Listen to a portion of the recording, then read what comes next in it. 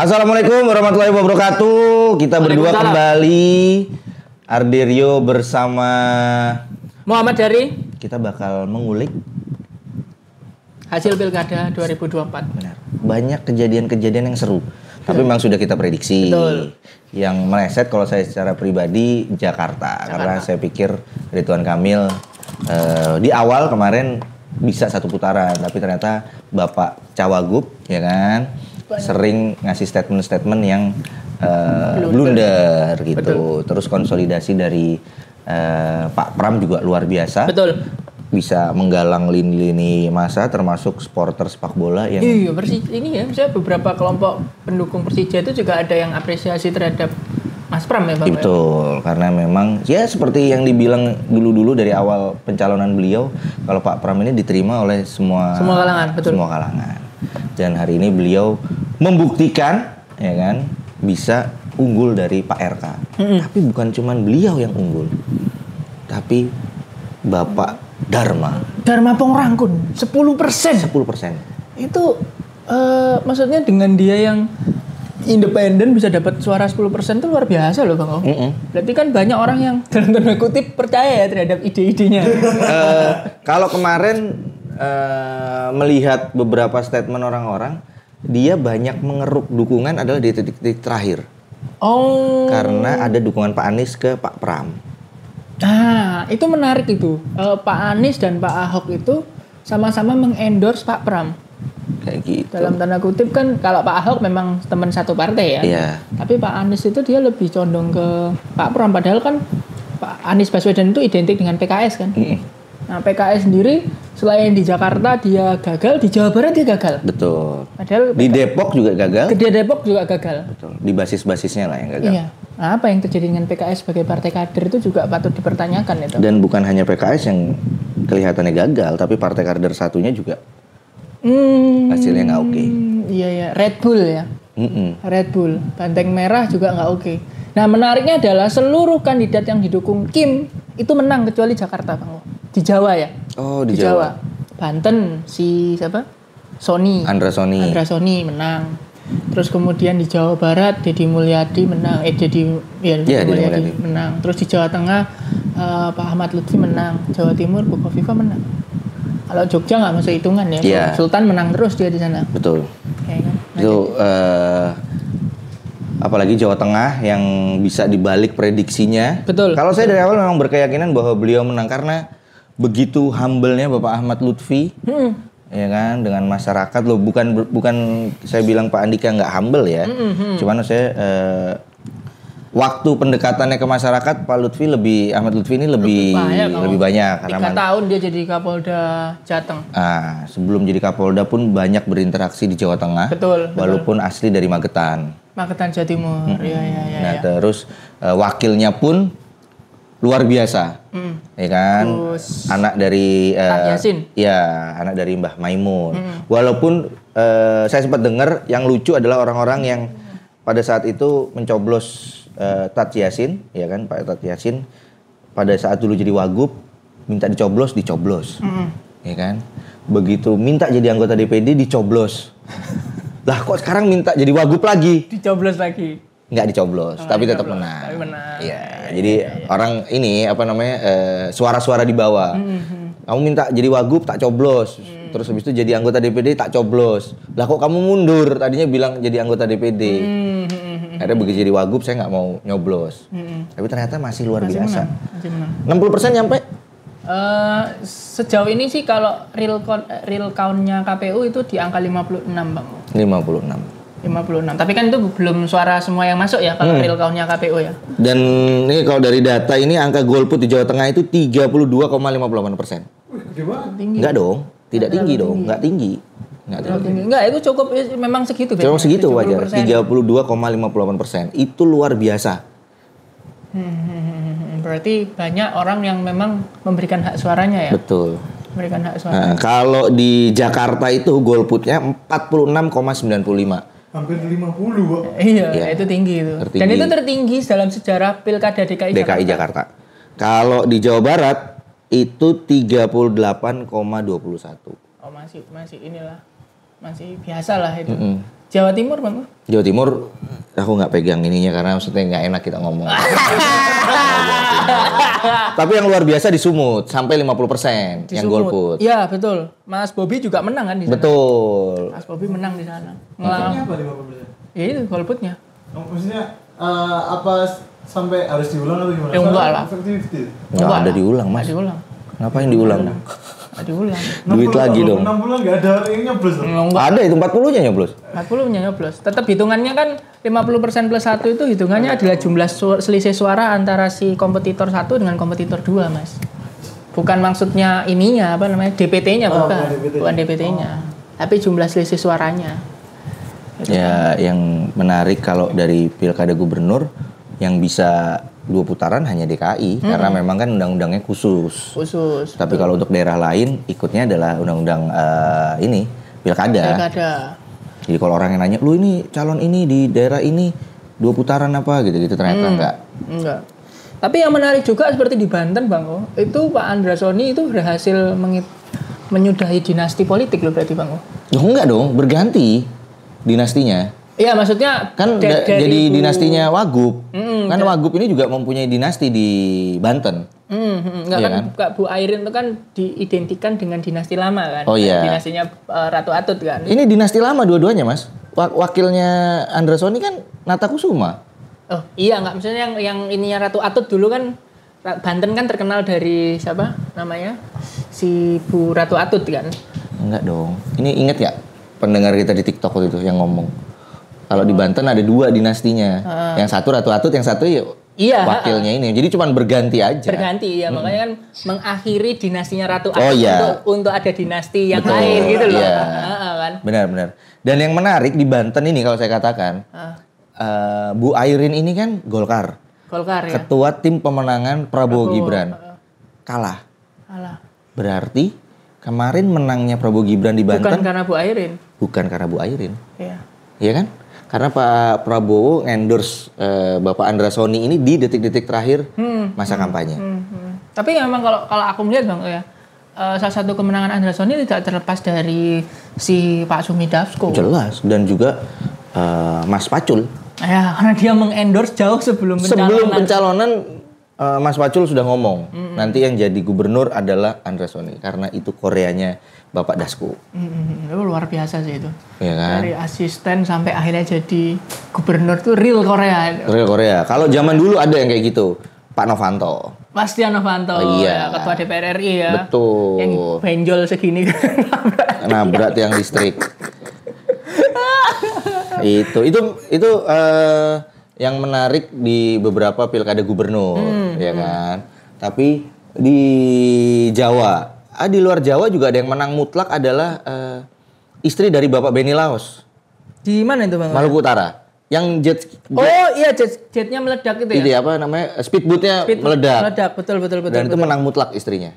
Wah, gokil sih itu.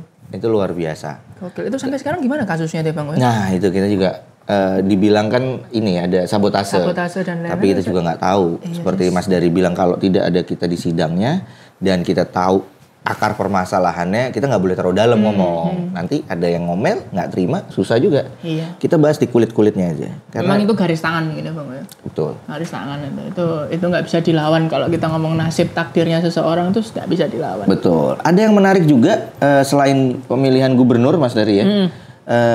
Pemilihan Bupati wali kota, betul. Iya, betul. Kalau yang saya ngikuti Nganjuk, putra dari Bapak Menteri PU. Ya kan, ada Mas Ausaf yang maju di Nganjuk. Menang ya itu ya? Saling mengklaim menang. Oh, berarti masih menunggu real count-nya KPU ya? Benar, karena di hasil kemenangan kedua belah pihak itu ada selisih sekitar 2.000-an suara. 2.000-an kecil loh. Kecil itu. 2.000-an kecil loh. Jadi bukan 2.800 enggak, tapi 2.100 atau 2.200. Selisihnya. Berarti itu masih bisa masuk gugatan MK. Betul. Dan ngobrol dengan teman saya yang juga jadi tim ses di sana, memang sedang persiapan ke arah sana. Iya. Ini seru. Dan juga ada yang seru lagi itu. Iya, selisihnya 2,08%. Berarti ini bisa diajukan ke MK. Karena betul. Yang seru lagi adalah di Batu. Oh. Batu. Enggak, bukan Malangkaya, Batu. Krisdayanti malah nggak ada suaranya Pak. Nomor 3. Itu sesuai prediksi saya, yang menang adalah Gerindra dan PKB. Iya. Nafir Hando Gumelar itu, Mas Hando itu ini kan anaknya Inspektur Jenderal Juanse, jadi polisi pertama yang bintang 2, poluan pertama yang bintang 2, mantan Kapolres Batu juga, terus kemudian dia nyalon di sana. Dan kalau saya sudah memperhitungkannya itu. Cuma memang, nah itu yang heran adalah Krisdayanti. Saya karena merasa bahwa kalau kita ngomong dalam tanda kutip popularitasnya Krisdayanti kan sebagai arek Malang itu dapat orang Batu Mas, bukan arek Malang malah. Orang Batu ya. Tapi ternyata dia posisi nomor 3 itu kayak gimana ya ini ya. Terus yang seru lagi di Bandung Barat. Kabupaten Bandung Barat. Ya kan, JJ Govinda jadi bupati. Ketawa sih. Tolong Mas Ian ya dikasih gambar JJ Govinda karena pasti teman-teman juga banyak yang nggak tahu JJ ini yang mana. JJ Govinda bukan Juliana Evawati. Kalau Juliana Evawati itu idola kita. Nah, ini apa namanya? Vicky Prasetyo kalah di Pamelan. Kalah. Begitu kalah, langsung cabut. Jadi uang saksinya belum dikasih. Rame di sosmed. Pilkada serentak ini menghasilkan banyak yang seru-seru. Pokoknya kocak-kocak. Banyak istilahnya pilkada kor, Bang. Jadi banyak kejadian-kejadian unik di pilkada kayak misalkan di mana? Maluku itu juga di Maluku itu ternyata ini masih sepupu. Nyalon Tapi jadi bupati. Itu dari ini ya, dari hasil-hasil itu. Saya nanya pribadi ke Mas Dari. Dengan diadakannya pilkada serentak, ini nyata nggak sih Mas kalau tensi dari pertarungan menjadi menurun dan minim gesekan? Karena kan di gubernur mereka satu kubu, ternyata di kabupaten kota mereka berbeda. Itu jadi ini gesekan apa enggak? Kalau saya melihatnya sama sekali justru meminimalisir gesekan karena tidak ada istilah ini Bang, tidak ada istilah satu kesatuan struktural dari partai memilih gubernur misalkan kayak di Jawa Timur aja misalkan. Di Jawa Timur itu Surabaya itu suruh partai memilih Mas Eri. Gitu kan. Nah, tapi di gubernur kan beda-beda. Nah, itu relatif ini minim terhadap adanya gesekan-gesekan itu dan itu jauh lebih efektif sih karena konsentrasi orang kan semua akhirnya tidak di satu titik kan. Benar. Nah, itu berarti benar kan? Maksudnya menurunkan tensi gesekan-gesekannya. Betul. Nah, cuma ada satu kejadian ya misalnya kayak di Sampang itu kan memang sudah oleh teman-teman kepolisian memang ada beberapa daerah yang memang sudah diprediksi akan chaos gitu kan. Karena menjadi kepala daerah di situ itu selain punya unsur politis juga secara sosial itu mereka kan luar biasa kalau jadi kepala daerah kan. Namanya sudah dinotis di Sampang, kejadian di Sampang itu ya. Yang saling carok antara pendukung. Iya. Enggak saling carok, Mas. Korbannya dicarok, bukan? Iya, korbannya dicarok. Jadi memang sudah diprediksikan lah sebelumnya. Tapi di sisi lain ini menunjukkan bahwa ya ketika energi orang-orang itu difokuskan ke pilkada serentak relatif tidak ada gesekan-gesekan yang berarti nggak kayak dulu tuh kalau yang pisah-pisah itu kan bisa aja masa itu namanya masa itu didatangkan dari tempat lain terus buat di sini terus sekarang udah nggak bisa. Nah itu juga bisa ya semoga juga meminimalisir sengketa-sengketa di ini ya sengketa-sengketa di mana namanya di MK. Nah tapi yang menarik adalah kemarin usulan dari ada beberapa usulan yang disampaikan oleh Pak Budi Gunawan selaku Menko Polhukam bahwa nantinya KPU itu akan dijadikan badan ad hoc, Bang. Oke. Ya kan, jadi dijadikan badan ad hoc yang dipersiapkan untuk pemilu H-3 tahun. Jadi dia. Nah terus kalau misalnya H-3 tahun ya teman-teman, jabatannya gimana ya? Nah makanya ini kan yang masih menjadi pertimbangan. Katanya Pak BG memang ada usulan ke arah sana. Jadi supaya apa? Supaya memastikan independensi dari KPU itu sendiri. Kalau dia jadi lembaga ad hoc. Ya, memang kan sejak awal memang semangat reformasi itu komisi-komisi itu kan disebutnya kalau kita ngomong secara teori kan adalah auxiliary state ya. Jadi memang lembaga negara yang fokusnya terhadap kasus-kasus tertentu. Misalnya kayak KPK, terus kemudian KPU itu kan memang ad hoc dia. Jadi sementara kan Bang, sampai kasusnya itu selesai. Dan kalaupun KPU nanti di ad hoc kan, ya kalau saya rasa ya, saya cukup sepakat sih karena supaya tidak ada ngomong, oh ini KPU-nya disetir pemerintah, oh ini. Jadi ya udah. Jadi pagelaran KPU sebelum pemilu dan setelah pemilu ya sudah nggak ada lagi gitu kan. Nah itu sebenarnya bisa diwacanakan seperti itu. Cuma formatnya seperti apa? Nah itu katanya Pak BG kemarin masih dibicarakan oleh DPR dan ahli-ahli terkait gitu. Tapi saya rasa Pilkada 2024 dengan berbagai dinamikanya ya, nanti ada video-video terkait dengan Pilkada Kor itu yang bilang kalau saya akan mengubah bawang menjadi brambang dan lain-lain kayak di Nganjuk itu kan kemarin Bang. Nah, inovasi bawang menjadi brambang, padi menjadi beras itu kan banyak hal lucu-lucu lah. Nah, betul. Terus dari Bojonegoro juga yang kemarin sempat viral. Dari debat yang bertarung, ternyata beliaunya kalah. Ya kan? Ya itu banyak kejadian menarik lah. Apalagi ya? Ya kayak di Surabaya misalkan Pak Eri itu tidak debat kan? Iya. Visi misi aja, hanya pamer visi misi aja gitu kan. Nah coba di Surabaya menarik juga. Kota kosong mendapatkan suara 15%. Berarti ada 16% ya Bang O ya. 16% itu sama halnya menunjukkan bahwasanya ya ada beberapa warga Surabaya yang tidak puas terhadap kinerja wali kota sebelumnya gitu kan. Ya tapi ya sudah, pilkada udah selesai sesuai dengan prediksi. Di beberapa tempat kita sudah memprediksikan bahwa ada kemenangan, dan itu menurut saya Mas, kedepannya nanti akan ada sinkronisasi antara pemerintah pusat dengan pemerintah daerah. Kalau yang menang ada. Kalau di Jawa Timur kemarin saya sempat baca itu ya teman-teman. Kalau di kabupaten kota PDI Perjuangan itu dapat 16. Ya. Menang di 16 kabupaten kota. 16, yang 11 itu adalah kadernya sendiri, yang 5 sebagai partai pengusung. Oke.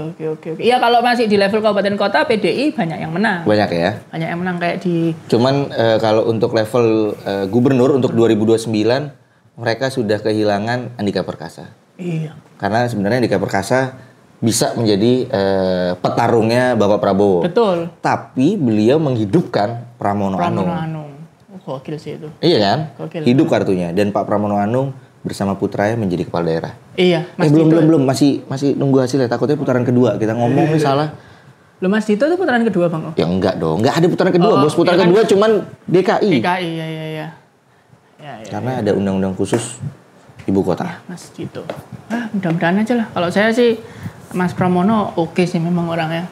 Ya kalau kita berdua siapapun yang menang, kita berdua tetap cari duit sendiri. Betul. Ya kan. Betul. Jadi kalau yang menang ini ada pengen ngasih kita duit, boleh? Boleh. Ya tapi kita tidak mau cuma-cuma, kasih kerjaan aja kita. Ya, benar dong. Benar. Karena bahaya nih kalau cuma-cuma. Kita maunya seperti Pak Jokowi, kerja. Kasih kita kerjaan, kita akan siap menyongsong Indonesia Emas 2045. Siap. Itu yang bisa kita sampaikan pada saat ini. Saya Muhammad Dari pamit. Saya Ardiri Hukom. Jangan lupa subscribe Menyala Project di YouTube, komen-komen juga, dan kita bisa ngobrol lebih dalam lagi. Mau off air pun kita siap meladeni. Siap. Wassalamualaikum warahmatullahi wabarakatuh.